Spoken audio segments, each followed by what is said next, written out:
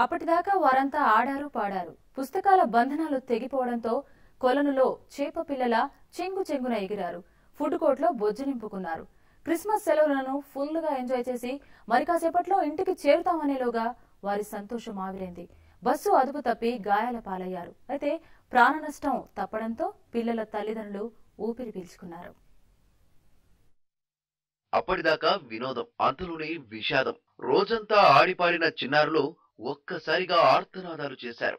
తాము ప్రయాణిస్తున్న బస్సు ఒక్కసారిగా కుదుపులకు లోను కావడంతో ఏం జరిగిందో తెలియక ప్రాణభయంతో దిక్కులు పిక్కటిల్లేలా అరిచారు. క్రిస్మస్ సెలవులు రావడంతో పటాన్చెరువుకు చెందిన ఓ ప్రైవేట్ స్కూలుకు చెందిన 40 మంది విద్యార్థులు విహారానికి వెళ్లాలని డిసైడ్ అయ్యారు. శుక్రవారం ఉదయం హైదరాబాద్ శివార్లోని మౌంట్ ఒపేరా రిసార్ట్ కు వెళ్లారు. పార్కులో రోజంతా ఫుల్ గా ఎంజాయ్ చేశారు. పుస్తకాల బాధ, టీచర్ల భయం లేకపోవడంతో స్వేచ్ఛా విహంగాలై విహరించారు. మౌంట్ ఒపేరాలోని ఆనందాలను మదిలో నింపుకొని తామొచ్చిన బస్సులో తిరిగి ఇంటికి బయలుదేరారు. అప్పటిదాకా ఉరుకులు పరుగులు పెట్టిన బస్సు చిన్న గోల్కొండ ఔటర్ రింగ్ రోడ్డు సమీపంలోకి రాగానే ఒక్కసారిగా కుదుపునకు లోనైంది. పెద్ద శబ్దం వచ్చింది.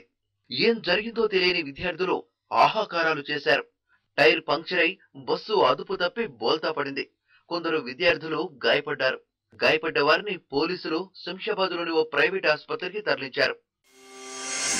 పటాన్చెరువుకు చెందిన కళాశాల విద్యార్థులు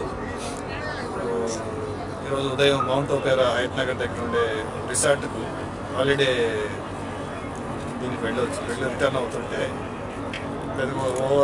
పెద్దగోల్కొండ దగ్గరకు వచ్చేసరికి టైర్ బర్స్ట్ అయ్యి టర్టిల్ అయింది.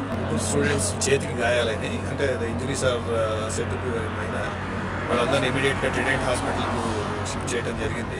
అయితే బస్సు ప్రమాదంతో విద్యార్థులందరూ షాక్ కు గురయ్యారు. అటు ఔటర్ రింగ్ రోడ్ లో ప్రమాదం వార్త తెలియగానే విద్యార్థుల తల్లిదండ్రులు తల్లడిల్లిపోయారు. ప్రాణ నష్టం తప్పడంతో ఊపిరి పీల్చుకున్నారు.